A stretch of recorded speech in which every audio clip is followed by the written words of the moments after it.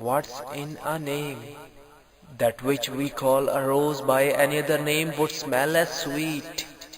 So Romeo would. Were he not Romeo called to retain that dear perfection which he owes without that title? Romeo, doff thy name, and for that name which is not part of thee, take all myself. The Tragedy of Romeo and Juliet by William Shakespeare. تحریر و پیشکش سید عرفان علی www.server555.com part 1 انگریزی ادب کی عشق اور محبت کی کہانیوں میں رومیو اور جولیٹ سب سے مشہور ہے۔ دو محبت کرنے والے چھپ کر ملاقاتیں کرتے ہیں، مگر ستارے ان دونوں کے خلاف ہیں اور یہ قسمت کے ہاتھوں شکست کھاتے ہیں۔ شیکسپیئر کے اس ڈرامے کو مکمل المیہ ڈرامہ قرار نہیں دیا جا سکتا، اور اس میں یونانی ڈراموں کی جھلک نظر آتی ہے۔ دو محبت کرنے والے دلوں کے جذبات کی عکاسی کرتے ہوئے شیکسپیئر کی شاعری اپنے عروج پر نظر آتی ہے۔ یہ ویرونا شہر کے دو عاشقوں کی کہانی ہے۔ بدقسمتی سے یہ دونوں ایسے خاندان سے تعلق رکھتے تھے جن میں شدید اختلافات تھے، اور لڑائیوں میں ان دونوں خاندانوں کا خون خرابہ بھی ہوتا تھا۔ یہ خاندان تھے مونٹیگیو، جس سے تعلق رکھتا ہے اس ڈرامے کا ہیرو رومیو۔ عمر 16 برس، خوبصورت، عقل مند، حساس اور لڑائی جھگڑے کو ناپسند کرنے والا۔ ڈرامے کی ہیروئن جولیٹ ہے۔ یہ 14 سال کی عمر کو پہنچنے والی ہے اور کیپلٹ خاندان سے تعلق رکھتی ہے۔ رومیو اور جولیٹ کے خاندان کا آپس میں بہت شدید جھگڑا تھا۔ ان خاندانوں کی لڑائی میں ان کے ملازم بھی حصے دار تھے جو اپنے اپنے مالکوں کا ساتھ دیتے۔ Capulet, Romeo, Escalus, Paris, Montague, Mercutio, Benvolio, Tybalt, Friar Laurence, Friar John, Balthasar, Sampson, Gregory, Peter, Abraham, apothecary, Lady Montague, Lady Capulet, nurse. The prologue. Enter chorus. Chorus. Two households both alike in dignity in fair Verona, where we lay our scene, from ancient grudge break to new mutiny, where civil blood makes civil hands unclean. A pair of star-crossed lovers take their life, whose misadventured piteous overthrows doth with their death bury their parents' strife. The fearful passage of their death-marked love and the continuance of their parents' rage, which but their children's end not could remove, is now the 2 hours traffic of our stage, the which, if you with patient ears attend, what here shall miss, our toil shall strive to mend. ڈرامے کے آغاز میں کیپلٹ خاندان سے تعلق رکھنے والے دو ملازم سیمسن اور گریگری شہر ویرونا کی ایک سڑک پر تلواروں کے ساتھ گھوم رہے ہیں۔ انہیں مونٹیگو پر سخت غصہ ہے اور ان کا خیال ہے کہ اس خاندان کے ہر آدمی کو قتل کر دینا چاہیے۔ وہ لڑائی کی شروعات کرنے کا بہانہ تلاش کر رہے ہیں۔ سیمسن اور گریگری کو مخالف خاندان کے دو ملازم ایبراہم اور بالتھازار نظر آتے ہیں۔ کیپلٹ کے ملازم مونٹیگو کے ملازموں کو غصے سے دیکھتے ہیں اور انگوٹھا چباتے ہیں تاکہ دشمن کے ملازم غصے میں آئیں۔ ایبراہم اور بالتھازار کو بھی غصہ چڑھ جاتا ہے۔ دونوں اپنے اپنے مالکوں کو بڑا ثابت کرنے کی کوشش کرتے ہیں اور ان میں لڑائی شروع ہو جاتی ہے۔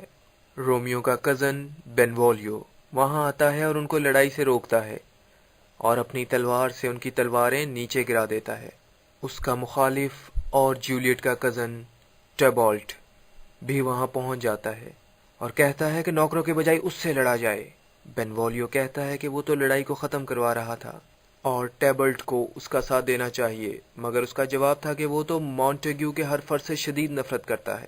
اب ان دونوں میں لڑائی ہو رہی ہے۔ کچھ ہی دیر میں شہر کے بہت سے افراد اور دونوں خاندانوں کے لوگ بھی اس لڑائی میں شریک نظر آتے ہیں۔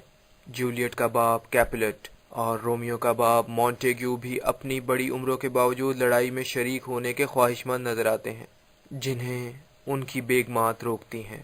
ایسکلس پرنس آف ویرونا یعنی حکمران شہزادہ اپنے سپاہیوں کے ساتھ آ جاتا ہے۔ وہ اس لڑائی کی وجہ سے سخت غصے میں ہے اور دونوں خاندانوں کو برا بھلا کہتا ہے، جن کی وجہ سے وہاں بار بار لڑائی جھگڑے ہو رہے ہیں۔ انہیں سزا دینے کی دھمکی دی جاتی ہے اور کہا جاتا ہے کہ وہ سب لوگ فوری طور پر وہاں سے چلے جائیں۔ کیپلٹ کو وہ ساتھ لے کر جاتا ہے اور مونٹیگیو سے کہتا ہے کہ وہ شام کو عدالت میں آئیں تاکہ مزید کارروائی ہو۔ سب کے جانے کے بعد مونٹیگیو کے پوچھنے پر بینوولیو بتاتا ہے کہ لڑائی کس طرح شروع ہوئی۔ مونٹیگیو کی بیگم خوش ہے کہ رومیو اس لڑائی میں شریک نہ تھا۔ بینوولیو بتاتا ہے کہ صبح کو چہل قدمی کے دوران وہ مجھے نظر آئے تھے، مگر جیسے ہی مجھے دیکھا غائب ہو گئے۔ شاید ان کی خواہش تھی کہ اکیلا رہیں، تو میں نے ان کو تنگ کرنا مناسب خیال نہ کیا۔ مونٹیگیو کہتا ہے کہ ہاں، دوسرے لوگوں نے بھی اس کو آنسو بہاتے اور افسوس کرتے دیکھا ہے۔ نہ جانے اس کی یہ حالت کیوں ہو گئی ہے۔ وہ اپنے دل کے علاوہ اپنا حال کسی کو بھی بتانے کو تیار نہیں۔ اگر دکھ کا سبب معلوم ہو تو پھر ہی اس کا علاج کیا جا سکتا ہے۔ رومیو کو آتا دیکھ کر بینوولیو اس کے ماں باپ سے کہتا ہے کہ وہ لوگ جائیں تاکہ وہ رومیو سے پوچھے کہ آخر اس کی اداسی کی کیا وجہ ہے۔ رومیو بینوولیو کو بتاتا ہے کہ وہ عشق کی وجہ سے نہیں، بلکہ جس سے عشق ہے اس کے نظر انداز کرنے کی وجہ سے پریشان ہے۔ بینوولیو کہتا ہے کہ رومیو، تمہاری یہ حالت دیکھ کر مجھے رونا آ رہا ہے۔ رومیو جواب دیتا ہے کہ اس کے دل میں تو پہلے ہی بہت غم ہے۔ بینوولیو کا مزید غم اس کے لیے خطرناک ہوگا۔ بینوولیو کے کہنے پر کہ وہ رومیو کے ساتھ رہے گا، رومیو جواب دیتا ہے کہ رومیو کے ساتھ رہو گے؟ رومیو مزید بتاتا ہے کہ جس پر اس کا دل آیا ہے وہ بہت ہی حسین ہے۔ پیار و محبت کے محل میں وہ کسی پیار کرنے والے کے قابو میں نہیں آ سکتی، اور نہ ہی دولت سے اس کو خریدا جا سکتا ہے۔ وہ بہت حسین ہے اور عقل میں بھی کم نہیں، مگر وہ قسم کھاتی ہے کہ محبت نہ کرے گی، اور اسی وجہ سے میری حالت خراب ہے۔ بینوولیو کے کہنے پر اس کو بھول جاؤ اور دوسری خوبصورت عورتوں کو دیکھو۔ رومیو کہتا ہے کہ جب جب وہ دوسری عورتوں کو دیکھے گا، ویسے ویسے اس کو اپنے محبوب کا خیال اور یاد شدت سے آئے گی کہ ایک یہ عورت ہے، اور کہاں سب سے برتر و حسین میرا محبوب۔ بینوولیو کہتا ہے میں آپ کی حالت کو ضرور صحیح کر دوں گا۔ دوبارہ لڑائی نہ کرنے اور امن و امان کے لیے کیپلٹ اور مونٹیگیو سے ضمانت لی گئی، اور پیرس افسوس کرتا ہے کہ اتنے اعلیٰ بزرگوں کے درمیان ایسی لڑائی نہیں ہونی چاہیے تھی۔ اس کی خواہش جولیٹ سے شادی کی ہے، مگر کیپلٹ کہتا ہے کہ میری بیٹی تو ابھی صرف 14 سال کی ہے اور اس کی شادی 2 سال بعد ہونی چاہیے۔ وہ پیرس کو مزید کہتا ہے کہ آپ میری بیٹی سے ملتے رہیں تاکہ وہ شادی پر رضامند ہو جائے، کیونکہ اس کی مرضی سب سے اہم ہے۔ وہی میری تمام جائیداد کی مالک بھی ہے، اور آج میری طرف سے دی جانے والی دعوت میں بھی شریک ہوں، جہاں ایک سے بڑھ کر ایک خوبصورت لڑکیاں ہوں گی، جن کو دیکھ کر شاید آپ کو میری بیٹی کم خوبصورت نظر آئے۔ کیپلٹ اپنے نوکر سے کہتا ہے کہ ان تمام لوگوں کو دعوت نامہ پہنچا دو جن کو دعوت میں شریک ہونا ہے۔ نوکر کہتا ہے شاید اب مجھے بھی پڑھنا لکھنا آ جائے۔ رومیو اور بینوولیو آتے ہیں۔ نوکر رومیو سے دعوت میں شریک لوگوں کے نام پڑھواتا ہے، تو رومیو کو معلوم ہوتا ہے کہ دعوت کیپلٹ کے گھر میں دی جا رہی ہے۔ اچھا، تو یہ فہرست ہے ان لوگوں کی جو دعوت میں شریک ہوں گے: senior مارٹینو and his wife and daughters, County Anselmo and his beauteous sisters, the lady widow of Valtrivio, Senior Placentio and his lovely nieces, Mercutio and his brother Valentine, mine uncle Capulet, his wife and daughters, my fair Rosaline and Livia, Senior Valentio and his cousin Tybalt, Lucio and the lively Helena۔ بینوولیو کہتا ہے کہ Romeo بھی ضرور دعوت میں شریک ہو، تاکہ بہت سی حسین لڑکیوں میں اس کی محبوبہ روزالائن اسے کمتر معلوم ہو۔ رومیو کہتا ہے کہ جب سے دنیا کی تخلیق ہوئی ہے، میرے محبوب روزالائن سے خوبصورت کوئی پیدا نہیں ہوا، اور مجھے تو بہت سی حسیناؤں میں بھی صرف اپنی ہی محبوبہ نظر آئے گی۔ دنیا کی بہترین اور شاہکار کتب مفت ڈاؤن لوڈ کریں www.server555.com. The Tragedy of Romeo and Juliet by William Shakespeare. تحریر و پیشکش سید عرفان علی. www.server555.com. پارٹ 2.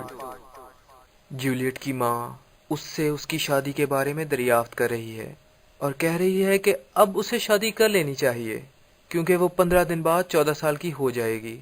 وہ کہتی ہے کہ میں تو تمہاری عمر میں ماں بھی بن چکی تھی. پیرنس جیسا خوبصورت انسان تم سے شادی کا خواہش مند ہے جس سے شادی کر کے تمہیں کسی چیز کی کمی نہ رہے گی. دعوت شروع ہوتی ہے. رومیو، مرکیوشیو اور بینولیو نے ماسک مصنوعی چہرے لگائے ہوئے ہیں اور کیپولٹ کی دعوت میں جا پہنچے ہیں.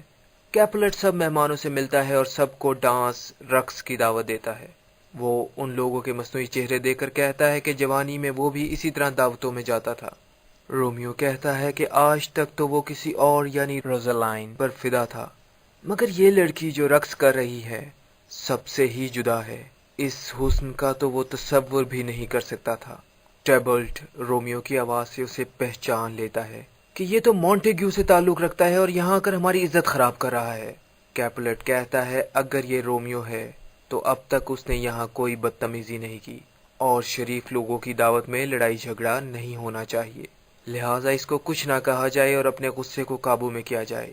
ٹیبلٹ کہتا ہے کہ وہ رومیو کو برداشت نہیں کر سکتا اور وہاں سے جا رہا ہے اور رومیو کی وہاں موجودگی بہت خطرناک ثابت ہوگی. اس کے جانے کے بعد رومیو جولیٹ سے کہتا ہے کہ اس نے ہاتھ ملا کر جولیٹ کے حسن کو ناپاک کر دیا ہے اور اب ہونٹوں کے بوسے سے اسے پاک کرنا چاہتا ہے.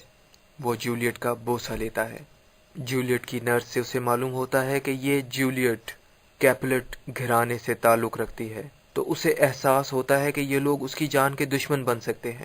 نرس بچپن سے ہی جولیٹ کو پال رہی ہے اور اس سے دایا ہونے کے باوجود بے حد محبت کرتی ہے. جولیٹ بھی رومیو کے بارے میں نرس سے پوچھتی ہے اور جب معلوم ہوتا ہے کہ یہ مونٹیگیو سے تعلق رکھتا ہے تو وہ کہتی ہے کہ افسوس، مجھے یہ دیر سے اس وقت پتا چلا جب اس سے محبت ہو چکی ہے. دونوں کو معلوم ہے کہ ان کے خاندان آپس میں شدید دشمن ہیں اور ان کی ملاقات میں بہت سی مشکلات ہیں مگر اسی میں تو صحیح لطف ہے. کیپولٹ کے گھر کے ساتھ کی گلی سے رومیو دیوار کے ذریعے کیپولٹ کے باغ میں کود جاتا ہے.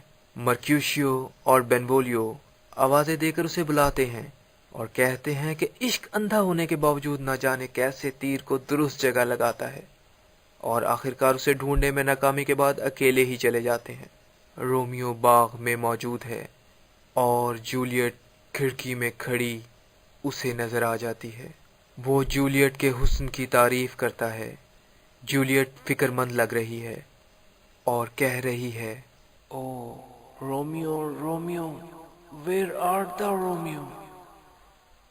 Deny thy father and refuse thy name, or if thou wilt not, be but sworn my love, and I'll no longer be Capulet. 'Tis but thy name that is my enemy. Thou art thyself, thou not a Montague. What's Montague? It is nor hand, nor foot, nor arm, nor face, nor any other part belonging to a man. Oh, be some other name. What's in a name?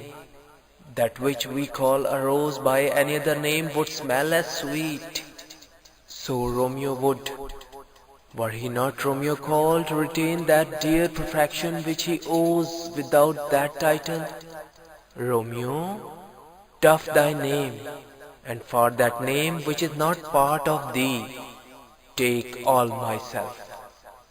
A Romeo, تم کہاں ہو؟ تم اپنے نام کو چھوڑ دو اور اپنے باپ کے نام کو اپنے سے جدا کر دو، اور اگر تم میں اس چیز کی ہمت نہیں تو میں خود ہی کیپولٹ ہونے سے انکار کر دوں گی.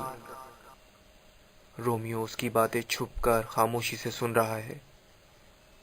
وہ مزید کہتی ہے، مونٹیگیو کی کیا اہمیت ہے؟ پھول تو پھول ہے उसे कोई नाम भी दे दिया जाए उसकी खुशबू तो तब्दील ना होगी।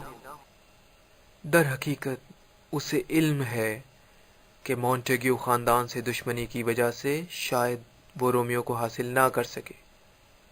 अब रोमियो जवाब देता है, Romeo, I take thee at thy word, call me but love, and I'll be new baptized. Henceforth I never will be Romeo. کہ میں نے تمہاری ساری باتیں سن لی ہیں اور اب میں رومیو نہیں صرف عاشق ہوں۔ جولیٹ کو جب معلوم ہوتا ہے کہ وہ رومیو ہی ہے تو وہ اسے خطرے سے آگاہ کرتی ہے کہ اس کو وہاں قتل کیا جا سکتا ہے۔ رومیو کہتا ہے، میں پہلے ہی تمہارے ہاتھوں قتل ہو چکا ہوں اور تمہاری جدائی میں جینے سے بہتر ہے کہ میں مار دیا جاؤں۔ جولیٹ کہتی ہے کہ تم نے چھپ کر میرے دل کا حال سن لیا ہے، یہ کوئی جھوٹا عشق نہیں ہے، اور اگر تم بھی میرے لیے یہی جذبات رکھتے ہو تو مجھے بتاؤ، کیونکہ ہمیں زمانے کے رسم و رواج سے ہٹ کر بات کرنی چاہیے۔ وہ دونوں ایک دوسرے کو اپنے عشق کا یقین دلاتے ہیں۔ جولیٹ کہتی ہے، اگر تمہاری محبت جھوٹی نہیں تو کل مجھے اس جگہ اور وقت کے بارے میں بتاؤ جہاں ہماری شادی ہوگی، اور پھر میں ہر حال میں تمہارے ساتھ رہوں گی۔ اور اگر تمہاری محبت جھوٹی ہے تو اپنے عشق کے وعدے کو واپس لے لینا۔ وہ دوسرے دن 9 بجے ملاقات کا وقت مقرر کرتے ہیں۔ صبح ہونے کو ہے۔ رومیو شادی کے سلسلے میں پادری لارنس سے مدد مانگنے کا فیصلہ کر رہا ہے۔ پادری فرائر لارنس خوبصورت پھول اور خطرناک پودے سب کچھ جمع کر رہا ہے۔ وہ کہتا ہے کہ قدرت نے ہر شے میں خاصیت رکھی ہے، چیز کا استعمال ہی اسے صحیح یا غلط بناتا ہے۔ یہ کلی جو اب تک پھول نہیں بنی، اس کی تاثیر یہ ہے کہ جو صرف اسے سونگھے گا اسے تو بہت فائدہ دے گی، اور جو اس کو منہ میں لے جائے گا اس کے جسم کے تمام اعضاء کام کرنا بند کر دیں گے۔ رومیو آ کر اسے سلام کرتا ہے۔ پادری کہتا ہے، اتنی صبح آنے کا مطلب ہے کہ تم رات کو سوئے ہی نہیں۔ رومیو جواب دیتا ہے کہ بہت گہری نیند سویا تھا۔ پادری پریشان ہوتا ہے کہ گہری نیند؟ کیا روزالائن کے ساتھ سوئے تھے؟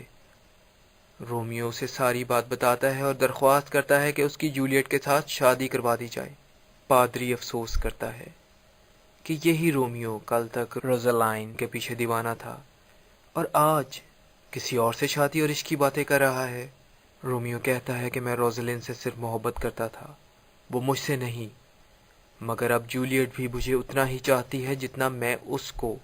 پادری یہ سوچ کر شادی کروانے کے لیے رضامند ہو گیا ہے کہ شاید اس شادی سے دونوں خاندانوں کی رنجش دوستی میں بدل جائے۔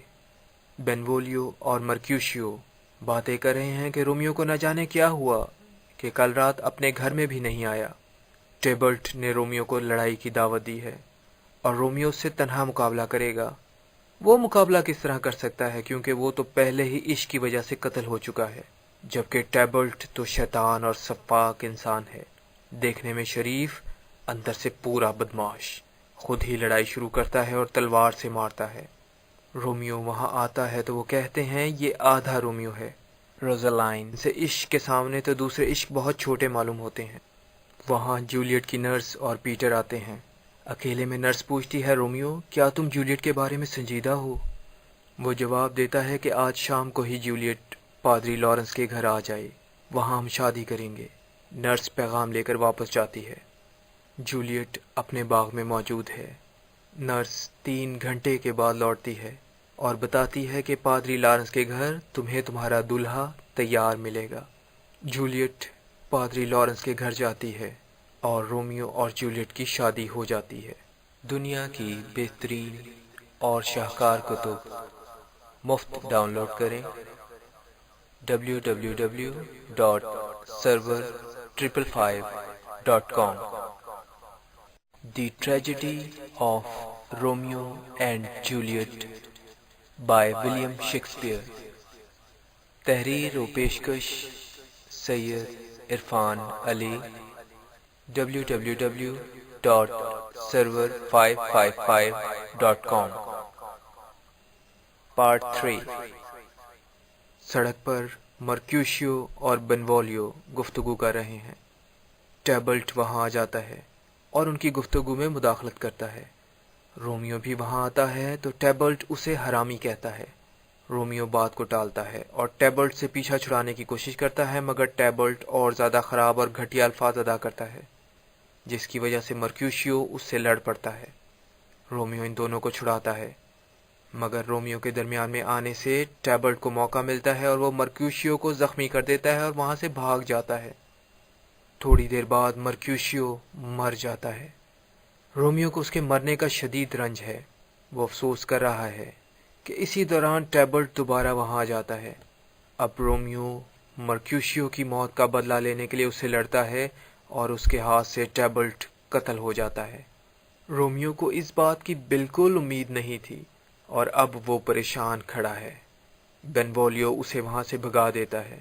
شہری وہاں جمع ہو جاتے ہیں اور بینولیو کو شہزادے کے پاس لے جاتے ہیں۔ بینولیو تمام واقعات کو سچ سچ بیان کرتا ہے، مگر کیپلٹ کی بیوی کہتی ہے کہ یہ تو مونٹیگیوز کے ساتھیوں میں سے ہے۔ ایسا لگتا ہے کہ دراصل کئی لوگوں نے مل کر ایک آدمی کا قتل کیا ہے اور اب انصاف ملنا چاہیے۔ شہزادہ رومیو کو ملک سے نکال دینے کا حکم صادر فرماتا ہے اور کہتا ہے کہ اگر وہ اس ملک میں نظر آئے تو اسے بھی قتل کر دیا جائے، کیونکہ رومیو نے شہزادے کے قریبی ساتھی کا قتل کیا ہے۔ جولیٹ اپنے باغ میں رومیو کا انتظار کر رہی ہے۔ نرس رو رو کر بیان کرتی ہے کہ رومیو نے ٹیبلٹ کو مار دیا اور اسے شہر سے نکال دینے کی سزا دی گئی ہے۔ نرس رومیو کے خلاف باتیں بھی کرتی ہے۔ جولیٹ اسے چپ کراتی ہے تو نرس اسے کہتی ہے کہ رومیو تو تمہارے رشتہ دار کا قاتل ہے۔ جولیٹ کہتی ہے کہ وہ میرا شوہر ہے۔ Shall I speak ill of him that is my husband? Ah, poor my lord, what tongue shall smooth thy name, when I, thy 3 hours wife, have mangled it? But wherefore, villain, didst thou kill my cousin? That villain cousin would have killed my husband. Back, foolish tears, back to your native spring. Your tributary drops belong to woe, which you, mistaking, offer up to joy. My husband lives, that Tybalt would have slain, and Tybalt's dead, that would have slain my husband. All this is comfort, wherefore weep I then? مجھے علم ہو گیا ہے کہ اگر میرا شوہر اسے نہ مار دیتا تو وہ میرے شوہر کو قتل کر چکا ہوتا اور میں شادی سے پہلے ہی بیوہ ہو گئی ہوتی۔ نرس اس کی خراب حالت دیکھ کر کہتی ہے کہ آج رات کے وقت وہ رومیو کو جولیٹ سے ملاقات کروانے لے آئے گی، کیونکہ اسے علم ہے کہ اسے پادری لارنس نے اپنے گھر میں چھپایا ہوا ہے۔ جولیٹ نرس کو انگوٹھی دیتی ہے کہ وہ رومیو کو دے دے۔ پادری لارنس اپنے گھر میں رومیو کو بتاتا ہے کہ اسے شہر سے نکال دیا گیا ہے۔ رومیو جواب دیتا ہے کہ یہ تو موت سے بھی بڑی سزا ہے۔ پادری کہتا ہے کہ یہ تو بہت چھوٹی سزا ہے، کیونکہ موت کی سزا تو موت ہوتی ہے۔ اگرچہ تمہارے ساتھ رعایت کی گئی مگر تم پھر بھی ناشکرے ہو۔ رومیو کہتا ہے کہ اب تو میری جنت وہ جگہ ہے جہاں جولیٹ ہے۔ مچھر مکھی جیسی حقیر چیزیں جولیٹ کے قریب رہ سکتی ہیں مگر میں نہیں، کیونکہ مجھے یہاں سے نکال دیا گیا ہے۔ میرا شہر سے نکالا جانا ہی میری موت ہے۔ تو پادری صاحب آپ مجھے کوئی خنجر دے دیں تاکہ میں اپنے آپ کو ختم کر سکوں۔ پادری اسے سمجھاتا ہے کہ مجھے تمہارا بے حد خیال ہے۔ ایک طرف رومیو اور دوسری طرف جولیٹ ایک دوسرے کی جدائی میں پاگل ہو رہے تھے۔ جولیٹ کی نرس آتی ہے۔ رومیو کو جب علم ہوتا ہے کہ جولیٹ کبھی اس کے لیے پریشان ہے اور کبھی اپنے قتل کیے گئے رشتہ دار کے لیے، تو وہ اپنے آپ کو ختم کرنے کے لیے تلوار نکال لیتا ہے۔ پادری اب سخت غصے میں ہے۔ وہ کہتا ہے کہ تو عورتوں سے بھی کیا گزرا ہے، پہلے ٹیبلٹ کو قتل کیا اور اب اپنے آپ کو مارنے کے لیے تیار ہے، اور آخر میں جولیٹ بھی تیری جدائی میں خود کو ختم کر لے گی۔ تو خوش ہو کہ تو نے اسے مار دیا جس نے کبھی نہ کبھی تجھے ختم کرنا تھا۔ خوش ہو کہ جولیٹ زندہ ہے، اور تو خوش ہو کہ تیری موت کے حکم کے بجائے شہر سے نکلنے کا حکم دیا گیا ہے۔ اب تو پہلے والے پروگرام منصوبے کے مطابق جولیٹ سے مل اور شہر سے چلا جا۔ جلد ہی تیری شادی کے بارے میں سب کو بتا دیا جائے گا۔ دونوں خاندانوں میں دوستی کی کوشش ہوگی اور شاید تمہاری سزا بھی معاف کر دی جائے۔ نرس رومیو کو وہ انگوٹھی دیتی ہے جو جولیٹ نے دی تھی۔ پادری کہتا ہے کہ لوگوں کے ہاتھ آنے سے پہلے شہر چھوڑ دو، میں تمہیں یہاں کی خبریں پہنچاتا رہوں گا۔ رومیو پادری کا شکریہ ادا کرتا ہے جس کی باتوں نے اسے ہمت اور حوصلہ دیا ہے۔ وہ جاتا ہے۔ اپنے گھر میں کیپلٹ اپنی بیوی کے ساتھ پیرس سے گفتگو کر رہا ہے کہ ٹیبلٹ کی موت کی وجہ سے جولیٹ نیچے نہیں آئے گی، البتہ شادی کے بارے میں اس کی رائے کل ضرور معلوم کر لی جائے گی۔ وہ اپنی بیوی سے کہتا ہے کہ آپ آج ہی جولیٹ کو بتائیں کہ پیرس اس سے شادی کا خواہش مند ہے اور جلد ہی اس کی شادی سادگی سے پیرس سے کر دی جائے گی۔ وہ جاتا ہے۔ رومیو رات کو جولیٹ سے ملتا ہے اور صبح ہونے سے پہلے رخصت ہو جاتا ہے۔ وہ دونوں ایک دوسرے کے لیے سخت فکر مند ہیں۔ جولیٹ کی ماں اس کے پاس آتی ہے اور اسے پریشان دیکھ کر سمجھتی ہے کہ وہ ٹیبلٹ کی موت کی وجہ سے پریشان ہے اور رومیو کے زندہ بچ جانے کا اسے افسوس ہے۔ ماں اسے بتاتی ہے کہ اس کی شادی اس کے باپ نے پیرس کے ساتھ طے کر دی ہے۔ وہ ماں سے کہہ دیتی ہے کہ وہ شادی نہیں کرے گی، اور جب باپ سے بھی یہی بات کہی جاتی ہے تو باپ سخت غصے میں اسے برا بھلا کہتا ہے۔ نرس درمیان میں بولتی ہے تو کیپولٹ اسے بھی جھڑک دیتا ہے اور اس بات کو فیصلے کے طور پر کہہ دیتا ہے کہ جولیٹ کی شادی صرف اور صرف پیرس سے ہی ہوگی۔ ماں بھی باپ کے فیصلے کا ساتھ دے رہی ہے۔ اب نرس بھی جولیٹ کو سمجھاتی ہے کہ رومیو کے حالات بہت ہی خراب ہیں۔ تم اسے مرا ہوا خیال کرتے ہوئے پیرس جو کہ ایک اچھا انسان ہے اس سے شادی کر لو، تم بہت خوش رہو گی۔ جولیٹ نرس کو سناتی ہے کہ وہ اسے غلط مشورے دے رہی ہے اور پادری لارنس کے پاس جا کر کوئی اچھا مشورہ مانگنے کو سوچتی ہے۔ اب وہ سوچ رہی ہے کہ اگر کوئی راہ نہ نکلی تو وہ اپنے ہاتھ سے ہی اپنی جان لے لے گی۔ وہ جاتی ہے۔ پادری لارنس اور پیرس گفتگو کر رہے ہیں۔ پیرس کہتا ہے کہ کیپلٹ میری شادی جلد از جلد جولیٹ سے کر دینا چاہتا ہے تاکہ جولیٹ کے غم کو ہلکا کر سکوں۔ جولیٹ بھی وہاں آ جاتی ہے۔ پیرس اس کو اپنی بیوی پکارتا ہے مگر وہ اسے ایسی گفتگو سے منع کرتی ہے۔ Enter Juliet. Happily met, my lady and my wife. Juliet. That may be, sir, when I may be a wife. Paris. That maybe must be. Love on Thursday next. Juliet. What must be shall be. Friar. That's a certain text. اور اکیلے میں پادری سے کچھ بات کرنے کا کہتی ہے۔ پیرس جاتا ہے اور کہتا ہے کہ جلد ہی ہماری شادی ہو جائے گی۔ پادری بھی ابھی اس صورتحال سے پریشان ہے۔ جولیٹ پادری سے کہتی ہے اگر اس مسئلے کا کوئی حل نہیں تو میں خنجر سے اپنے آپ کو ختم کر لیتی ہوں۔ پادری کہتا ہے اگر مرنے کا سوچ لیا ہے اور پکا ارادہ کر لیا ہے تو ایک حل ہے۔ جولیٹ ہر چیز کے لیے تیار ہے، چاہے یہ پہاڑ سے چھلانگ لگانا ہو یا خطرناک جنگلی شیروں کے ساتھ بند ہونا ہو یا پھر قبر میں موجود ہڈیوں کے ساتھ رہنا ہو۔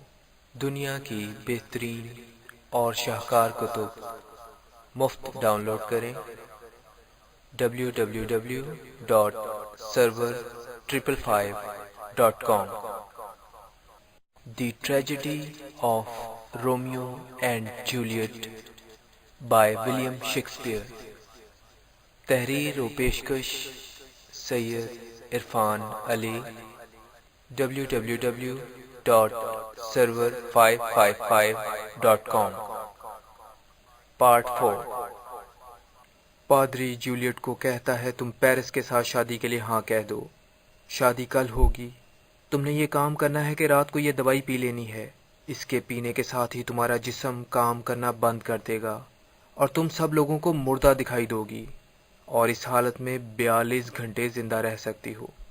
تمہیں دفنا دیا جائے گا، جس کے بعد میں اور رومیو تمہیں قبرستان سے نکال کر لے آئیں گے کیونکہ تم 42 گھنٹوں کے بعد ہوش میں آؤ گی۔ یہ بہت ہی مشکل کام ہے مگر ہمت کرنے سے ممکن ہو سکتا ہے۔ جولیٹ فوری طور پر دوائی کی شیشی مانگتی ہے کیونکہ وہ یہ کام کرنے کے لیے تیار ہے۔ شیشی لے کر وہ چلی جاتی ہے۔ کیپلٹ جولیٹ کی پیرس کے ساتھ شادی کے دعوت نامے سب کو تقسیم کر رہا ہے۔ شادی کی ضیافتوں کی تیاریاں کی جا رہی ہیں۔ جولیٹ آتی ہے۔ دوسرے دن 10 بجے شادی ہے۔ جولیٹ نے شادی کے لیے ہاں کہہ دی ہے اور اس کا باپ کیپلٹ بے حد خوش ہے وہ کہتا ہے کہ وہ جا کر پیرس کو یہ خوشخبری خود سنائے گا اور تمام کام بھی خود ہی سر انجام دے گا۔ جولیٹ اپنے کمرے میں ماں اور نرس سے کہتی ہے کہ تمام سامان تیار ہے، اب آپ لوگ جائیں اور آرام کریں۔ ماں اور نرس چلے جاتے ہیں۔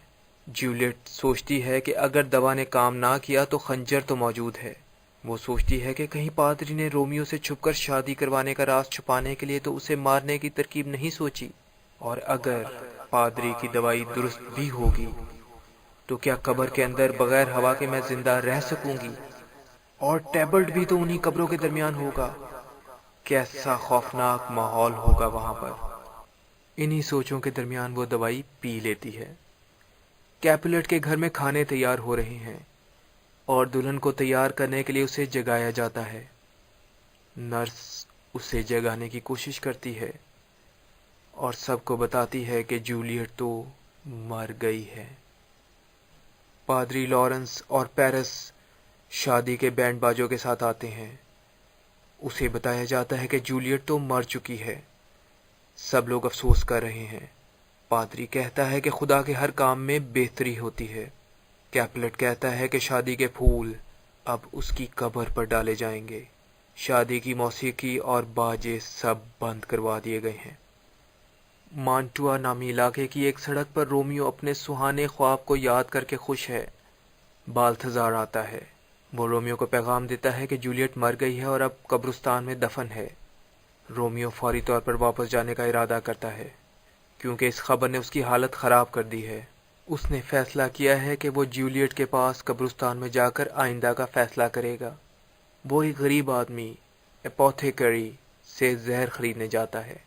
زہر خرید کر وہ جولیٹ کی قبر پر جا رہا ہے تاکہ وہاں اپنی زندگی کا خاتمہ کرے۔ وہ جاتا ہے۔ پادری لارنس کے گھر میں اس سے ملنے پادری فرائر جان آتا ہے۔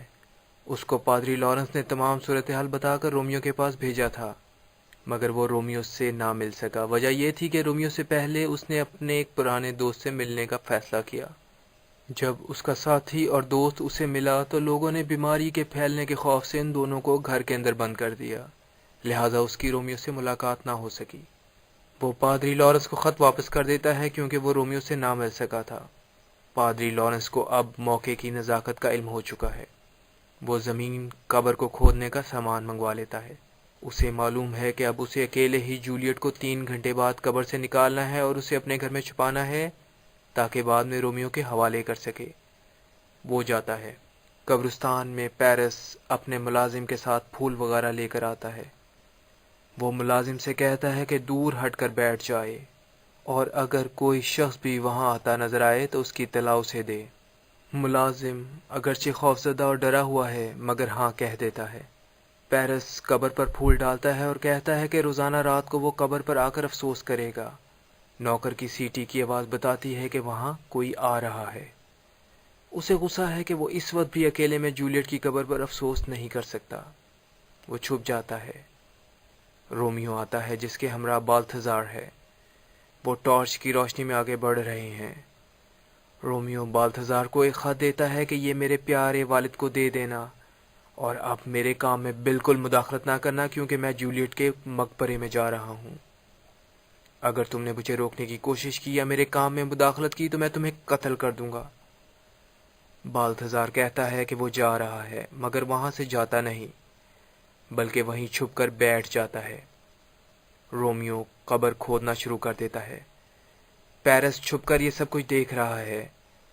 اس نے رومیو کو دیکھا تو سخت غصے میں آ گیا۔ اس نے کہا یہ تو قاتل ہے میری بیوی کے قریبی رشتہ دار ٹیبلٹ کا، جس کے غم کی وجہ سے میری بیوی نے جان دے دی۔ اب معلوم نہیں کہ یہ مردے کے ساتھ کیا کرنے جا رہا ہے، تو مجھے اس کو روکنا اور قانون کے حوالے کرنا چاہیے۔ پیرس سامنے آ جاتا ہے اور رومیو کو رک جانے کا کہتا ہے کہ اسے قتل کے بدلے قتل کی سزا مل سکے۔ رومیو کہتا ہے کہ اسے اب سزا کون دے سکتا ہے کیونکہ وہ تو خود اپنی جان دینے ہی وہاں آیا ہے۔ دونوں میں تکرار ہونے کے بعد لڑائی شروع ہو جاتی ہے۔ پیرس کا نوکر لوگوں کو مدد کے لیے لینے جاتا ہے مگر اسی لڑائی کے دوران پیرس بھی مارا جاتا ہے، مگر آخری وقت میں کہتا ہے کہ اسے بھی جولیٹ کے ساتھ دفنا دیا جائے۔ اب رومیو سخت افسوس کر رہا ہے کہ یہ تو بہت سچا انسان اور اسی جیسی حالت کا شکار تھا۔ وہ پیرس کی لاش کو جولیٹ کے ساتھ رکھ دیتا ہے۔ اب مقبرے میں ٹیبلٹ، جولیٹ اور پیرس کی لاشیں رکھی ہوئی ہیں۔ رومیو کہتا ہے کہ ٹیبلٹ کو قتل کیا گیا تھا تو اس کے قاتل کو بھی آج ہی ہلاک ہونا ہے، یعنی رومیو کو بھی مرنا چاہیے۔ وہ جولیٹ کی طرف دیکھ کر کہتا ہے کہ اے جولیٹ، تمہیں موت نے اور زیادہ خوبصورتی عطا کر دی ہے، اور اب میں ہمیشہ ہمیشہ تمہارے ساتھ ہی رہوں گا۔ وہ زہر پیتا ہے، جولیٹ کا آخری بوسہ لیتا ہے اور مر جاتا ہے۔ پادری لارنس بھی وہاں آ جاتا ہے۔ بالتھازار اسے بتاتا ہے کہ رومیو بھی مقبرے کے اندر ہے، مگر وہ اندر نہیں جا سکتا کیونکہ رومیو نے منع کیا ہے، اور یہ کہ رومیو نے کسی کو قتل بھی کر دیا ہے۔ پادری اندر جاتا ہے۔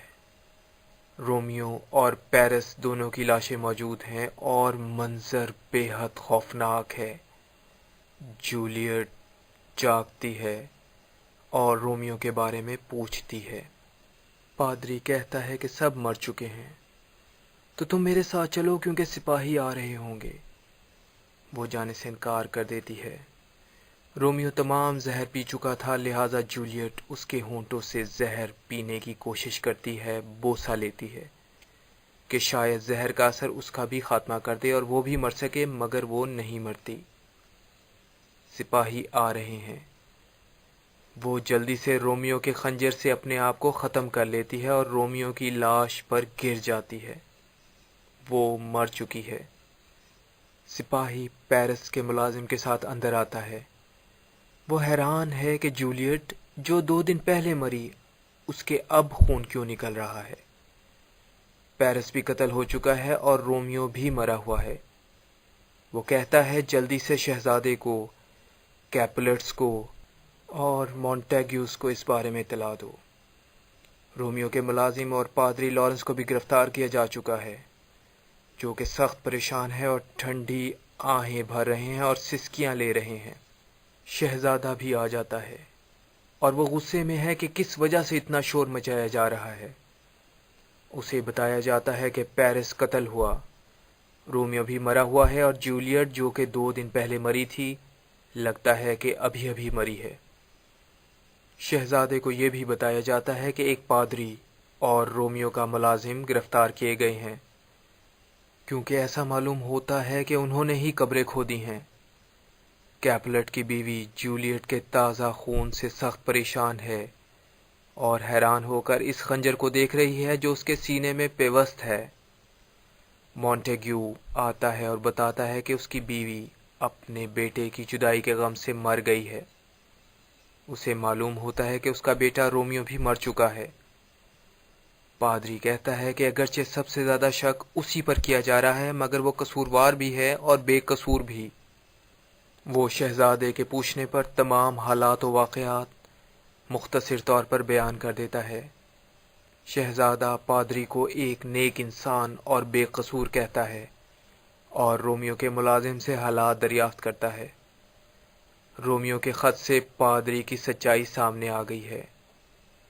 کیپلٹ اور مونٹیگیو اب ایک ہو چکے ہیں اور ایک دوسرے کے غم میں شریک ہیں۔ ڈرامے کے اختتام پر شہزادہ آخری الفاظ ادا کرتا ہے۔ دنیا کی بہترین اور شاہکار کتب مفت ڈاؤن لوڈ کریں www.server555.com